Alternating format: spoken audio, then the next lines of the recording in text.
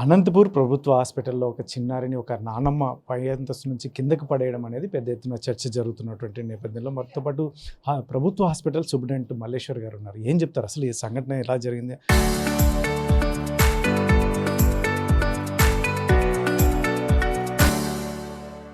వారి ఉద్దేశం ఏంటి, తర్వాత ఎంక్వైరీ ఏం జరుగుతుందో, అందులో అమ్మాయి ఇప్పుడు ఆరోగ్య పరిస్థితులు ఎలా ఉన్నాయనే అంశంపై మనతో మాట్లాడడానికి మల్లేశ్వర్ గారు ఉన్నారు. ఏం చెప్తారు మేడం? ఏంటి ఆ అమ్మాయిని వాళ్ళ నాన్నమ్మ పడేసింది అంటున్నారు, దీంట్లో ఎంతవరకు నిజం?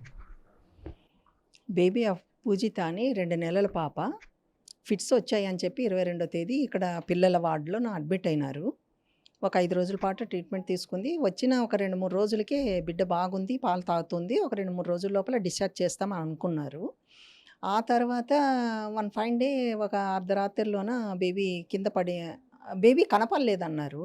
వాళ్ళే కంప్లైంట్ చేశారు ఫ్యామిలీ మెంబర్స్. కనపడలేదు అని అంటే ఎక్కడ పోయిందని ఎతికారు, సీసీ కెమెరాలు చూశారు. తర్వాత బేబీ ఏడుపు వినపడిందని చెప్పి మా సెక్యూరిటీ వాళ్ళు కానీ, అవుట్ పోస్ట్ పోలీసులు కానీ అందరూ వెళ్ళి చూస్తే ఒక డ్రైనేజ్లో పడుంది పాప. ఎట్లా పడింది అంటే నడుచుకుంటూ పోయే పిల్ల అయితే ఏమన్నా నడుచుకుంటూ పోయి ఆడ పడిందేమో అనుకోవచ్చు. 2 నెలల పాప ఎవరైనా వేస్తేనే కానీ అక్కడ పడదండి మామూలుగా. ఖచ్చితంగా ఎవరో వేశారు. ఎవరు వేశారు అనేది అది పోలీసుల పని. తర్వాత పోలీసులు కానీ రంగంలోకి దిగారు. ఆ తర్వాత 5 మంది వాళ్ళ family members, patient family members ఉన్నారు. వాళ్ళు అడిగారు. వాళ్ళు ఏం చేయాలో పోలీసులకు తెలుసు కదా. ఈ బేబీని తీసుకుపోయినారు. Paediatricians there look after their health.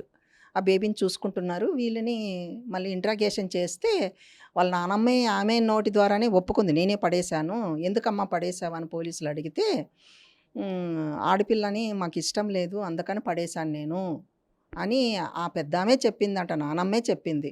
అది పోలీసుల పని. అది వాళ్ళు మాకు చెప్పారు ఇట్లని ఆమె పడేసిందంట అని. తర్వాత ఇద్దరికీ కానీ తల్లి కొడుక్కి అంటే బేబీ నాన్నకు కానీ ఇష్టం లేదు, ఇద్దరు కలిసి చేశారు అని తర్వాత అన్నారు. ఇవన్నీ వర్షన్ కానీ రావడం పోలీసుల నుంచే. మా యాజ్ ఏ డాక్టర్ మాకు ట్రీట్మెంటే తెలుసు కానీ ఆడ పడింది అంటే 2 నెలల పిల్లని ఎవరో పడేశారు. ఎందుకు పడేశారు? అర్ధరాత్రిలోన ఎవరో వచ్చి దాన్ని పడేయరు. ఆల్రెడీ 5 మంది ఉన్నారంటే ఒక చిన్న బేబీ చుట్టూ కానీ పడుకుంటారు, అది ప్రేమగా. ఆ మధ్యలో తీసుకొని పోయి ఎవరో వచ్చి పడేయరండి. వాళ్ళలోనే చేసి ఉండాలి అనేది మేమైతే అనుకుంటున్నాము. ఇంకా కంప్లీట్గా 100% తెలియాలంటే ఆల్రెడీ ఎఫ్ఐఆర్ అయ్యింది. అది 2 టౌన్ పోలీస్ స్టేషన్లోన వాళ్ళు ఇంటర్గేషన్ చేస్తారు, తప్పకుండా నిజాలు చెప్తారు. మరి ఏం జరుగుతుందో చూడాలి. మా అంశం కూడా వాళ్ళ లవ్ మ్యారేజ్ ఇద్దరిది, అది కూడా వాళ్ళ అమ్మకి ఇష్టం లేదు అనేది కూడా ఒకటి చర్చ జరుగుతుంది. ఇది ఏమన్నా మీ నోటీస్కి ఏమన్నా వచ్చింది? అన్నారండి, వాళ్ళిద్దరిది లవ్ మ్యారేజ్ అని చెప్పారు. అప్పుడు లవ్ మ్యారేజ్ అయినప్పటి నుంచి కానీ ఆ ఫ్యామిలీస్ కానీ కలవలేదంట వాళ్ళ దగ్గర.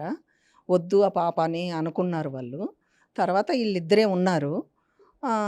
బిడ్డ పుట్టిన తర్వాత మళ్ళీ కలిశారు అనేది మాట వినడమే, మాకైనా తెలియదు కదా. మళ్ళీ కలిశారు. ఏదైనా కానీ పిల్లలు పుట్టిన తర్వాత కుటుంబాలు కలిసిపోతాయి అనేది పాత మాటే అది. అలాగని కలిశారేమో అనుకొని నమ్మి మంచిగానే ఉండరు అందరూ కలిసి. హాస్పిటల్కి వచ్చిన తర్వాత ఈ పని జరిగింది. మరి ఇష్టం లేనిది ఒక కారణము, ఆడపిల్ల అని ఒక కారణము. ఆడపిల్ల అనుకుంటే ఆల్రెడీ మనకి అంటే ఎందుకు చెప్తున్నానంటే ప్రజల అవేర్నెస్ కోసం చెప్తున్నాను. ఆడపిల్లల జనాభానే ఎక్కువ ఉంది, మగపిల్లలు జనాభా తక్కువ ఉంది. ఒక రాజుకి 7 భార్యలంట అని ఎప్పుడో పాతకాలంలో చెప్పేవాళ్ళు. అది జరగకూడదండి. ఆడబిడ్డ లేనిదే లేదు, ప్రపంచం లేదు. అన్ని ఆడపిల్లల్ని చంపుకుంటూ పోతే ఇదొక నిదర్శనం. ఇది అవేర్నెస్ రావాలి జనాలకి. బాబైనా పాపైనా ఒకటే అనేది ఉండాలి తప్పకుండా. బాబు అని ఎట్లా యాక్సెప్ట్ చేస్తారో బేబీ పాపను కూడా అలానే యాక్సెప్ట్ చెయ్యాలి. వాళ్ళు ఏమైనా చేసుకుని బొమ్మలా వాళ్ళు? లేదంటే అసలే పిల్లలు వద్దనుకోండి, పాప వద్దు బాబా వద్దు గమ్మున ఉండండి. పోనీ పాపకు ఒక రకము బాబుకు ఒక రకం మాత్రము ఇది డిఫరెన్స్ మాత్రం చూపించకూడదండి, తప్పు అది. ఇట్లా చిన్నపిల్లల్ని హత్య చేస్తూ ఉంటే ఇదే అని కాదు, కొన్ని భ్రూణ హత్యాలని కానీ అని జరుగుతూనే ఉన్నాయి కదా. లీగల్గా ఏది జరగదులేండి, ఇల్లీగల్గా జరుగుతుంది. వాళ్ళ జనాభా కానీ పెరగాలి కదా, సరిపడగా ఉండొద్దు, కనీసం 1:1 అయినా ఉండాలి కదా. బాగా తగ్గిపోయింది ఆడపిల్లలు. సో ఒక ఆడబిడ్డ ఇంట్లో ఉంది అంటే పుట్టినీళ్ళకైనా మెట్టినీళ్ళకైనా ఆడోళ్ళే మూలం నేను అనుకోవడం. ఆడపిల్ల లేకపోతే మగవాళ్ళే ఎట్లా ఇల్లు సర్దుకోగలరు, ఎట్లా పిల్లలు పుడతారు, ఏం చేయాలనుకుంటున్నారు? అందరూ మగపిల్లలే కావాలనుకుంటే ఇదైతే జరుగుతుందండి తప్పు. జనాల్లోన మరి మొరటి రకమా మొండి రకమా నాకు తెలియదు కానీ ఆ ఇద్దరిని కానీ ఒకే రకంగా ఎవరిని ఎక్కువ చేయొద్దు, తక్కువ చేయొద్దు, ఇద్దరిని యాక్సెప్ట్ చేయండి. ఇప్పుడు జరిగినది ఏ సమయంలో జరిగి ఉండొచ్చు? ముఖ్యంగా సీసీ ఫుటేజ్లో ఎటువంటిది? ఆమె నానమ్మ బేబీని తీసుకెళ్ళడం కానీ ఇటువంటివన్నీ ఏమన్నా రికార్డ్ అయ్యాయా? అది వీళ్ళు ఓపెన్ చేశారు. నాకు ఫోన్ చేసినప్పుడు ఒకసారి సీసీ ఫుటేజీలు చూడండి అని చెప్పాను. సీసీ ఫుటేజీలు ఓపెన్ చేశారంట. ఇంకా అంతవరకు రాలేదు. ఇంకొక నాకు సెక్యూరిటీ అయితే చెప్పడము, కారిడార్లో ఇలాగ అడ్డంగా బిడ్డను పెట్టుకొని ఒక ఆమె పోతూ ఉంది అంటే ఆ టైంలోనే 11:30, 12కి ఎందుకు పోతుంది? ఆ ఏడుపు వినపడతానే అది ఆపేసి సీసీ కెమెరాలు తర్వాత చూడలేదండి. ఆపేసి పరిగెత్తుకుపోయి ఆ బిడ్డని ఎక్కడో ఏడుపు వినపడుతుందని ఆడికి పోయి బిడ్డని రిసీవ్ చేసుకున్నారు. ఆ తర్వాత మళ్ళీ దాన్ని సీసీ కెమెరాలు కానీ చూడలేదు. ఇప్పుడు పోలీసోళ్ళు వాళ్ళ రిక్వెస్ట్‌తోన వాళ్ళు ఎట్లాగో ఎఫ్ఐఆర్ చేశారు కాబట్టి, మళ్ళీ గానీ వాళ్ళు అడిగితే గనక ఇవ్వాల్సొస్తది ఆ సీసీ ఫుటేజెస్. అంటే ఏదైనా గానీ అక్కడి నుంచి గానీ మా ఉ ఎప్పుడంటే అప్పుడే ఓపెన్ చేసి రికార్డ్ చేసేది, తీసుకునేదైతే ఉండదండి మామూలుగా. ఏదో ఒకటి పేపర్ ఉండాలి. ఎందుకు కావాలి నీకది ఫుటేజ్ అనేది ఉండాలి. లేదంటే వేరేగా ఎవరు పడితే వాళ్ళు తీసుకొని పోతుంటే చాలా ఇల్లీగల్ థింగ్స్ జరుగుతాయి. అందుకనే అది పకడ్బందీగానే ఉంది. అంటే కొన్ని కెమెరాలకి రికార్డ్ అనేది ఒక 10 రోజులకే ఉంటుంది అన్నారు. కొన్ని కెమెరాలకి ఊరికే ఆన్ స్క్రోలింగ్ లాగా వస్తుందన్నారు. పీడియాట్రిక్ వార్డ్‌లో ఏ టైప్ ఉంది అనేది మాకు సీసీ కెమెరాల టెక్నీషియన్ ఒక అబ్బాయి ఉన్నాడు. ఆ అబ్బాయిని చూసుకొని రమ్మని చెప్తాను. నాకు గాని తెలీలే అది రికార్డ్ అయ్యే టైమా? లేదంటే ఆన్ స్క్రోలింగ్ లాగా ఊరికే పోతాదా? అనేది చూడాలి. ఆ రికార్డ్ అయినా గానీ ఒక 10 రోజులే ఉంటుందట. రికార్డ్ అయ్యుంటే గనక తప్పకుండా దాన్ని సేవ్ చేయమని చెప్తాను. ఇంకా 10 రోజులు కాలేదు కాబట్టి. స్క్రోలింగ్ లాగా పోయేదైతే గనక కొంచెం కష్టం. సో, అట్లాంటి సీసీ కెమెరాలు ఉన్న దగ్గర కనీసం 2 వారాలైనా మన సేవ్‌లో ఉండేటట్లు చూడండి అని చెప్తాను వాళ్ళకి. సీసీ కెమెరాల టెక్నీషియన్‌ని. వచ్చిన తర్వాత ఆ మాట తప్పకుండా చెప్తా. ఫైనల్‌గా మేడం ఈ పాపని 2 అంతస్తుల నుంచి పైనుంచి కిందకేసారన్నారు. ఆ అమ్మాయి హెల్త్ కండిషన్ ఎలా ఉంది? ముఖ్యంగా ఏదో తలకి ఇంజ్యూర్ అయింది అంటున్నారు. రికవరీ అయ్యే అవకాశం ఏమైనా? అది నిన్న సీటీ స్కాన్ చేశారండి. సీటీ స్కాన్ చేసినప్పుడు లోపల అంటే స్కల్ లోపల భాగంలో కొంచెం రక్తం బ్లీడ్ అయ్యి రక్తం గడ్డ కట్టింది. ఎక్కువ బ్లీడ్ అయినప్పుడు ఏ పార్ట్‌లో గానీ మనకి హెచ్‌బీ తగ్గిపోతది హిమోగ్లోబిన్. అలాగే ఈరోజు పొద్దున్నే 10 గంటలకు చూశాను బేబీని. బాగా పేలుగా అయిపోయింది. ఎంతుందమ్మా హెచ్‌బీ అంటే 5 గ్రామ్స్ పర్ డెసిలీటర్ ఉందన్నారు. 2 మంత్స్ బేబీకి మినిమమ్ 15 గ్రామ్స్ పర్ డెసిలీటర్ ఉండాలి. అంటే ఇంకా 10 గ్రామ్స్ పెరగాలి. అందుకని ట్రాన్స్‌ఫ్యూషన్ ఇమ్మీడియేట్‌గా స్టార్ట్ చేయండి. అయిపోయిన తర్వాత ట్రాన్స్‌ఫ్యూషన్ నాకొక్కసారి ఫీడ్‌బ్యాక్ ఇవ్వండి. ప్లస్ 3, 4 ట్రాన్స్‌ఫ్యూషన్‌లు పట్టొచ్చు.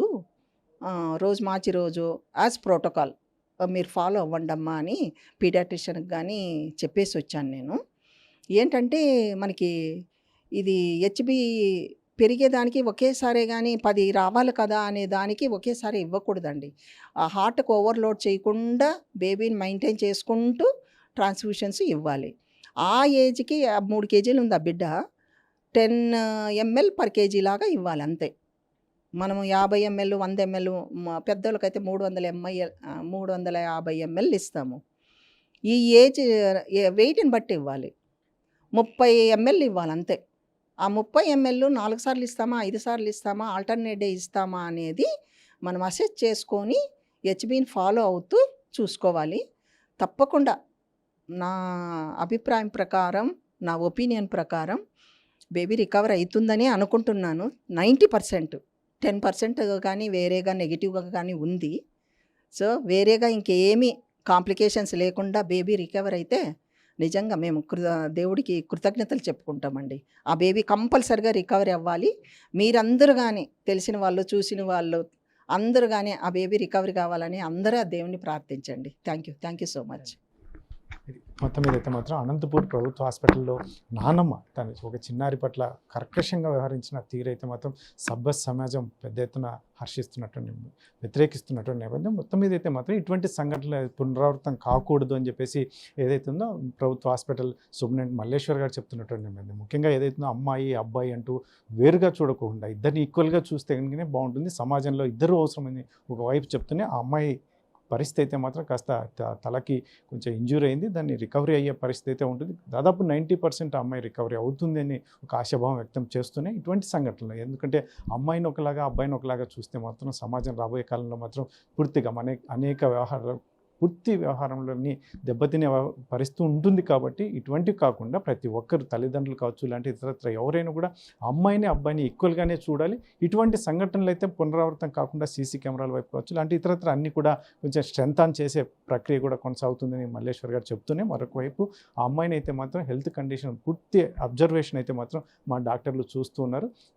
ఇదంతా మొత్తం పోలీసుల పర్యవేక్షణలోకి వెళ్ళినటువంటి నేపథ్యంలో ఆమె నానమ్మే ఒప్పుకున్నట్టుగా కూడా చెప్తున్నటువంటి నేపథ్యం. మరి మిగతాదంతా ఆ ఎంక్వైరీ కానీ ఫుటేజ్ అంతా తీసుకున్న తర్వాత అవన్నీ పోలీసులు చూస్తారు. కాకపోతే అమ్మాయి హెల్త్ కండిషన్ అయితే మాత్రం ఇప్పటికైతే బెటర్గానే ఉంది అని చెప్పేసి ప్రభుత్వ హాస్పిటల్ సూపరింటెండెంట్ మల్లేశ్వర్ గారు చెప్తున్నటువంటి పరిస్థితి. కెమెరా పర్సన్ సుధాకర్తో చల్లాకి నాయుడు, RTV, అనంతపురం జిల్లా.